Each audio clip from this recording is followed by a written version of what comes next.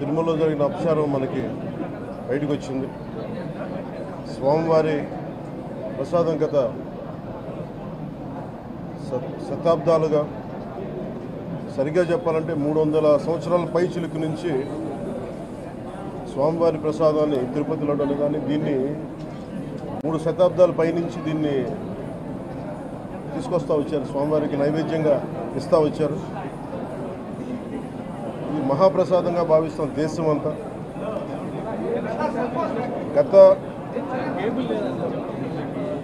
ఇది ఒక ప్రభుత్వాన్ని నిందించడానికో దీని మీద రాజకీయ లబ్ధి పొందడానికో దీని వెనుక ఉద్దేశం లేదు. వైసీపీ పాలనలో టీటీడీ బోర్డుని కాన్స్టిట్యూట్ చేసిన విధానం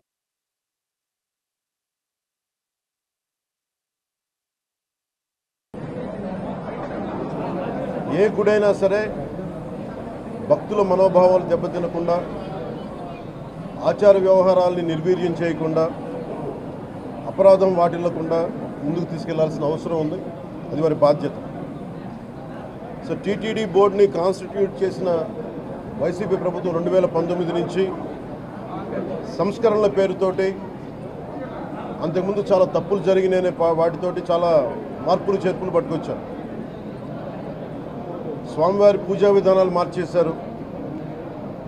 శ్రీవాణి ట్రస్ట్ అని పేరు పెట్టి దాని మీద 10,000 రూపాయలు టికెట్ పెట్టారు ఒక్కొక్క వ్యక్తికి.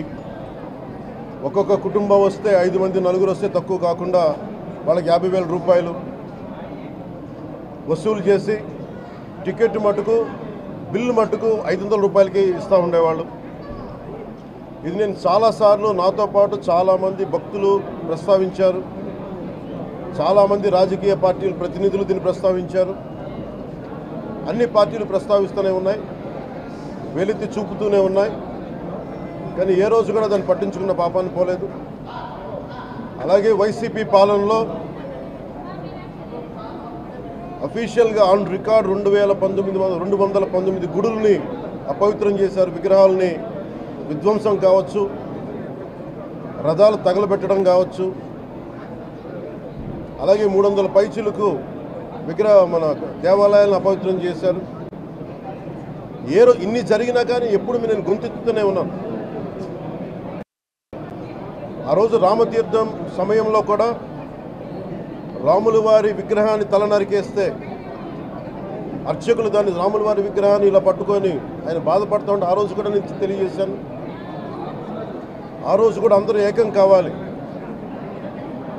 ఎవరి మతమైనా కావచ్చు, ఎవరి ప్రార్థనా మందిరాలు కావచ్చు, దేవాలయం కావచ్చు, మస్జిద్ కావచ్చు, చర్చి కావచ్చు, కానీ వారి మనోభావాలకి దెబ్బతినేలాగా దాడులు జరిగితే బయటికి రావాలి అని అందరూ నేను కోరుకుంటే, ఆ రోజున చిలకలూరుపేట నుంచి ఉండే ముస్లిం సమాజం సోదరులు కూడా బయటకు వచ్చి ఆ రోజున మద్దతు తెలియజేశారు. ఇది ధర్మానికి సంబంధించిన వాళ్ళని ఒక పిలుపునిస్తే ఆ రోజు కూడా వచ్చారు. మీరు కావాలంటే అది ఒకసారి మీరు ట్విట్టర్ టైం లైన్లో ఉంటుంది, అది కూడా మీరు చూసుకోవచ్చు. కానీ ఈ రోజున మేము ముందు నుంచి తెలియజేస్తూనే ఉన్నాం, చాలా అవకతవకలు జరుగుతూ ఉన్నాయి, ప్రసాదాలు కల్తీ జరుగుతూ ఉన్నాయి, సరిగ్గా లేవు, ప్రసాదం నాణ్యత పోయింది, డబ్బులు కలెక్ట్ చేస్తున్నారు, రిసిప్ట్లు ఇవ్వట్లేదు, అసలు టీటీడీ మీద కూడా వైట్ పేపర్ రావాల్సిన అవసరం ఉంది. ఇవన్నీ కూడా మేము చాలాసార్లు అనుకుంటా ఉన్నాం. కానీ ఈ స్థాయిలో కల్తీ జరుగుద్దని, కల్తీ ఉంటుంది, ఫుడ్ అడల్ట్రేషన్ ఉంటుంది, చేసే తిండిలో కల్తీ ఉంటుంది, అన్ని దేవాలయాల్లో కూడా ప్రమాణాలు పాటిస్తున్నారా లేదా అన్న చర్చ బయటకు వచ్చింది ఈ రోజున. ముఖ్యంగా తిరుపతి లడ్డుకు ప్రసాదాన్ని, శ్రీవారి మహాప్రసాదానికి సంబంధించి ఇది మీకు ప్రత్యేకించి నేను చదివి వినిపిస్తాను మీకు.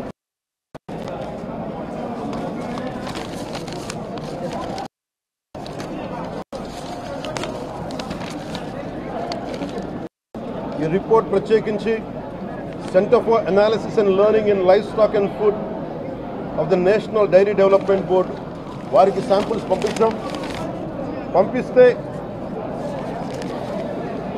ఇది స్టాండర్డ్ వాల్యూ లిమిట్స్ ఎలా ఉండాలి అని వాళ్ళు చెప్పారు. ఏం చెప్పారంటే pure milk fat shall have a reading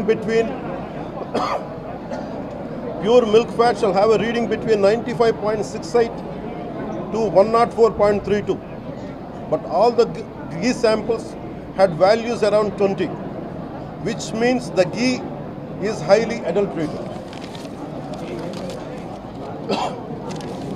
దాని సబ్సిక్వెంట్ టేబుల్లో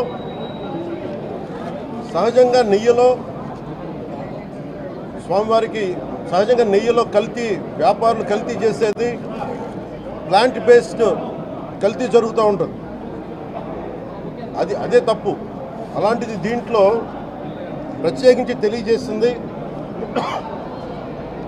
సోయాబీన్ ఉంది, sunflower, olive oil, rapeseed, linseed, wheat germ, maize germ, cottonseed, coconut, palm ఆయిల్తో పాటు fish oil, beef tallow, lard. Fish oil మీకు తెలిసిందే, చేప నుంచి ఎక్స్ట్రాక్ట్ చేసిన నూనె. బీఫ్ టాలో అంటే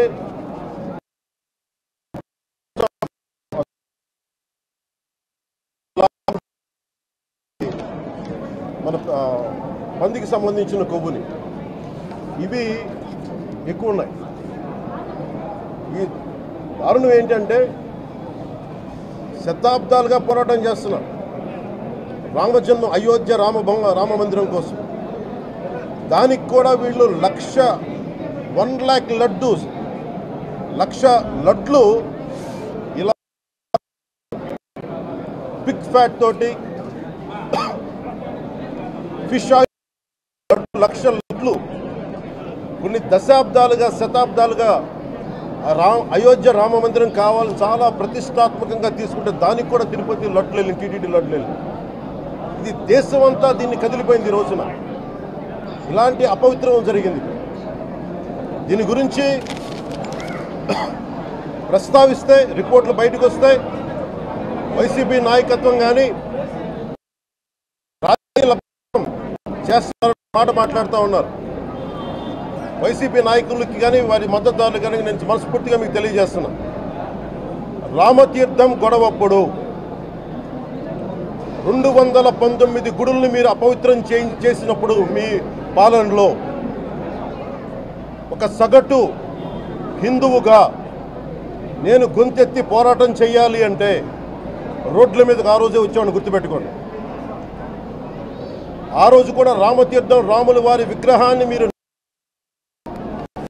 అర్చకులు చేసినప్పుడు ఉంది, కానీ ఆ రోజు కూడా దాన్ని రాజకీయ పరంగా మేము తీసుకెళ్ళా. దోషులకి శిక్ష పడాలి. వీళ్ళెవరో కనుక్కోండి, ఈ రోజు వరకు మీరు పట్టించుకోవాలా. ఇది మేము చెప్తూనే నిజంగా చేయాలంటే ఈ ప్రస్తావన ఎందుకు తీసుకొస్తున్నానంటే సమాజంలో అస్థిరత లేదంటే డిస్హార్మనీ క్రియేట్ చేయడానికి మేము లేవు ఇక్కడ. కానీ తప్పు జరుగుతుంటే, దాడులు జరుగుతూ ఉంటే, అపవిత్రం చేసుకుంటూ వెళ్ళిపోతే చూస్తూ ఎవరు కూర్చోం. తప్పు, అది కూడా తప్పు అవుద్ది. ఫండమెంటల్ కాన్స్టిట్యూషనల్ ఫండమెంటల్ ఇది. ప్రతి వ్యక్తికి వారి ధర్మాన్ని ఆచరించే హక్కు ఉంది. ఎవరన్నా వచ్చి ఆ ధర్మాన్ని పాడు చేసే హక్కు ఎవరికి లేదు. ఫండమెంటల్ రైట్ ఇది. ఇలాంటి స్థాయిలో ఈ రిపోర్ట్ బయటకు వచ్చినప్పుడు ఏం చెప్పు ఉండాల్సింది గత ముఖ్యమంత్రి గారు? సార్, ఇది ప్రభుత్వం, మన కొత్త ప్రభుత్వంలోకి వచ్చాం. ఇది వెండెట్టా ప్రభుత్వం కాదు, ఇది పగా ప్రతీకారాల ప్రభుత్వం కాదు ఇది. కానీ తప్పు జరుగుతుంటే మటుకు చేతులు కట్టుకొని చూసే ప్రభుత్వం కూడా కాదు. అది మీకు చాలా పగడ్బందీగా తెలియజేస్తున్నాను విషయం. అలాంటిది నా మీద ఎన్నో మాట్లాడినా మేము ఎప్పుడు మాట్లాడలా. రామతీర్థం గురించి జరిగినప్పుడు కూడా మేము మాట్లాడలా. కానీ ఈ రోజున రిపీట్ అయిపోతున్నాయి మిస్టేక్స్. అలవాటైపోయింది. ఇప్పుడే ఫుల్ స్టాప్ టు దిస్. దీంట్లో ఒకరు నిందించట్లా. టీటీడీ బోర్డు ఉంది, వైసీపీ కాన్స్టిట్యూట్ చేసిన టీటీడీ బోర్డు ఉంది. వైవి సుబ్బారెడ్డి గారు ఉన్నారు టీటీడీ చైర్మన్గా, టీటీడీ ఈవోగా ధర్మారెడ్డి గారు ఉన్నారు. మళ్ళీ వాళ్ళు కాకుండా కొత్తగా వచ్చారు. ఈ 5 సంవత్సరాలు ఈ బోర్డు ఏం చేస్తూ ఉంది? ఈ టీటీడీ బోర్డుని మేము ప్రశ్నిస్తున్నాం. మీరు బయటికి రండి. ఏం చేసి ఉండాల్సింది వచ్చినప్పుడు మీరు పంపించండి ల్యాబ్స్కి. మీకు ఎవరైతే తప్పులు చేశారో వారి మీద మీరు చర్యలు తీసుకోండి చెప్పాలి. కానీ తప్పులు చేసిన వాళ్ళని వెనకేసుకొచ్చే విధానం ఏంటో నాకు అర్థం కావట్లేదు. ఇదాన్ని మార్చుకోవాలి. అంతేగాని మీరు అస్థిరత చేసే ఆలోచన కానే కాదు. ఇదే మీరు ఊహించండి. ఇంకా ఏ ధర్మం ఇలాంటి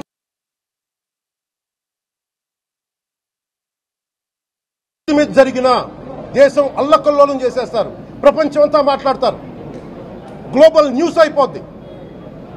కానీ దేశంలో కోట్లాది మంది హిందువులు అపవిత్రమైతే, ఈ ప్రసాదం అపవిత్రమైతే ఒక్కరు కూడా మాట్లాడకూడదు. ఇది సెక్యులర్ వ్యవస్థకు విఘాతం అంటే హిందువులకి మనోభావాలు ఉండవా? ఇది ఒక్కరు నిందించట్లా. అసలు మీరు ప్రస్తావన చేయకూడదు, ఇది తప్పు, ఇది మాట్లాడకూడదంటే ఎట్లా? ఇదే వేరే మతానికి మీరు అన్వయిస్తారా? నేను అన్ని మతాలని సమానంగా గౌరవించేవాడిని. ఇస్లాంని గౌరవించేవాడిని, క్రిస్టియానిటీని గౌరవించేవాళ్ళం మేమందరం. సనాతన ధర్మం అని మొత్తుకుంటున్నాం. దేనికి సనాతన ధర్మం అంటే? సనాతన ధర్మానికి ఒకరు ప్రారంభించింది కాదు. ఇది ఒక వ్యక్తో ఒక కూర్చోబెట్టి ఒకరు స్టార్ట్ చేసింది కాదు. ఇది కొన్ని వేలాది సంవత్సరాలుగా అన్ని మతాలని, అన్ని విశ్వాసాలని అలింగనం చేసుకున్న నేల ఇది. అలా దగ్గర తీసుకున్న ఈ నేల మీద ఇలాంటి అపవిత్రం జరిగితే, రిపీటెడ్గా జరిగితే, ఒకసారి కాదు 2 సార్లు కాదు, రిపీటెడ్గా జరిగితే ఇప్పుడు కూడా మాట్లాడకూడదంటే అది తప్పు చేసిన వాళ్ళం అవుతాం.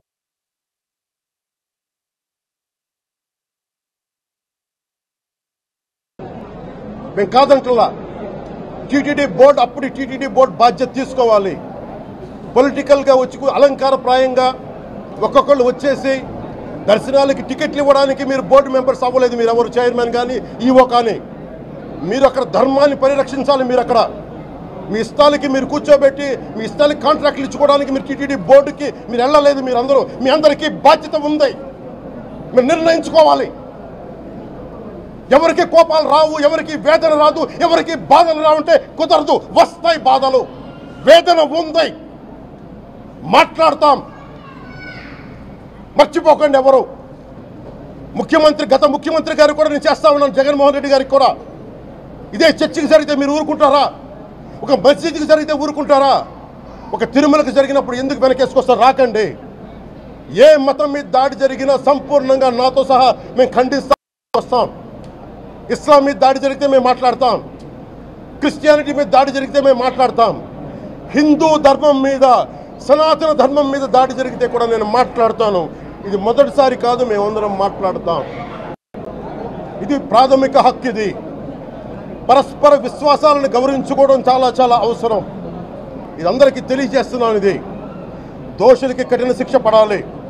అలాగే ముఖ్యమంత్రి గారికి కూడా నేను తెలియజేసుకున్నాను, చంద్రబాబు నాయుడు గారికి కూడా క్యాబినెట్ మీటింగ్ జరగాలి, అసెంబ్లీలో చర్చ జరగాలి. అసలు టీటీడీ ట్రస్ట్లో ఎన్ని అవకతవకలు జరిగినాయి, దీని మీద కూలంకషంగా దీని మీద చర్చలు జరగాలి. అలాగే నిన్న అందరూ మీడియా పెద్దలు కూడా అడుగుతూ ఉన్నారు, అధిపతులు, పత్రికాధిపతులు కూడా అడుగుతూ ఉన్నారు, మీడియా వారు కూడా అడుగుతున్నారు, దీన్ని సిబిఐకి తీసుకెళ్లాలా లేదా అనేది. అది గౌరవ ముఖ్యమంత్రి గారు నిర్ణయం తీసుకోమని. మీరు ఏ నిర్ణయం తీసుకున్నా క్యాబినెట్ మీ వెనకాల ఉంటుంది, ఉంటారు. ఇది ఇక్కడతో ఆగాలని మనస్ఫూర్తిగా నేను కోరుకుంటున్నాను. అలాగే 40 సంవత్సరాలుగా కర్ణాటకలోని గీ కంపెనీకి ఇస్తూ ఉన్నారు. 15,000 కేజీలు అవసరం అవుతుంది నెయ్యి, మనకి స్వచ్ఛమైన నెయ్యి. అలాంటిది వీళ్ళు 1000 రూపాయలు కొన్నదాన్ని వీళ్ళు 360 రూపాయలకే వస్తుందని చెప్పి ఎవరో మిడిల్ మ్యాన్ వచ్చి చెప్పారు. ఆ మిడిల్ మ్యాన్ ఎవరు? మీరు 1,00,000 లడ్డూలు మీరు అయోధ్యగా పంపించినప్పుడు మాట్లాడింది ఎవరు? చెక్ చేశారా? క్వాలిటీ చెక్ చేశారా? కోట్లాది మంది భగవంతుణ్ణి విశ్వాసం ప్రకటించే ప్రతి ఒక్కరి ఈ రోజున బాధకు గురయ్యారు. నాకు నిజంగా ఇంకో వేదన కూడా ఉంది. ఇది ఇంకొకరు నిందించట్లా. తిరుమలలో ఉండే ఇంతమంది సేవ చేసుకునే వ్యక్తులు కానీ మీరందరూ హిందువులే కదా. మీరందరూ టీటీలో ఉండే వందలాది మంది ఎంప్లాయీలు, ఉద్యోగులు, వేలాది మంది ఉద్యోగులు, మీరందరూ ఏం చేస్తున్నారు? మీరు మీరు హిందువులు కాదా? మీరు స్వామివారికి అపవిత్రం జరుగుతూ ఉంటే మీరు కల్తీ నేచర్ మీకు తెలిసి కూడా మీరు ఎందుకు కాముకున్నారు? భయపడ్డారా వైసీపీ అంటే? వైవి సుబ్బారెడ్డి గారంటే భయపడ్డారా? ధర్మారెడ్డి గారంటే భయపడ్డారా? ఏ స్వామి అయితే మీకు ఆశ్రయం ఇచ్చారో ఆ స్వామికి అపవిత్రం జరుగుతూ ఉంటే మీరందరూ కామ్గా కూర్చునే మీకు ఎలా వచ్చింది మీకు? ఇది నేను సాటి హిందువులను కూడా నేను ప్రశ్నిస్తున్నాను. దీంట్లో ఇది ముందుగా ప్రతి హిందువు గౌరవించాల్సింది. దీన్ని మీ మతాన్ని మీరు గౌరవించుకోండి ఫస్ట్. ప్రతి హిందువు నేర్చుకోవాలి ఇది. ప్రతి హిందువు ఆత్మపరిశీలన చేసుకోవాలి. మీరు బయటికి రావాలి. తప్పు జరుగుతూ ఉంటే కూర్చొని చేతులు కట్టుకొని మనకెందుకులే అంటే ఇలాగే ఉంటాయి. ఇది మారాలి. నేను కూడా దీంట్లో భాగమే కాబట్టి నిజంగా నాకు ఇన్ని సమస్యలు చెప్పారు ఇన్ని సంవత్సరాలుగా. వైసీపీ మీద పోరాటాలు చేస్తున్న రోడ్లు బాగలేదంటే మాట్లాడాం, రైతుకి సమస్యలు వస్తే మాట్లాడాం, గుడులు అపవిత్రం చేస్తుంటే మాట్లాడాం. కానీ ఏ ఒక్కరు కూడా బలంగా కూర్చొని టీటీడీ ఉద్యోగులు ఎవరైనా సరే ఇలా జరుగుతుంది అని తెలిసి కూడా కామ్కున్నారంటే మీరు మహా అపరాధం చేశారు. ఆ మహా అపరాధానికి నేను కూడా నాకు సంబంధం లేకపోయినా ఈరోజు నేను ప్రాయశ్చిత దీక్ష మొదలుపెట్టాను. ఈరోజు 11 రోజులు స్వామివారికి నేను క్షమాపణలు కోరుకుంటూ దీక్ష తీసుకుంటున్నాను. ఇది మారాలి, ఉండకూడదు అని కోరుకుంటూ సెలవు తీసుకున్నాను. నమో వెంకటేశాయ.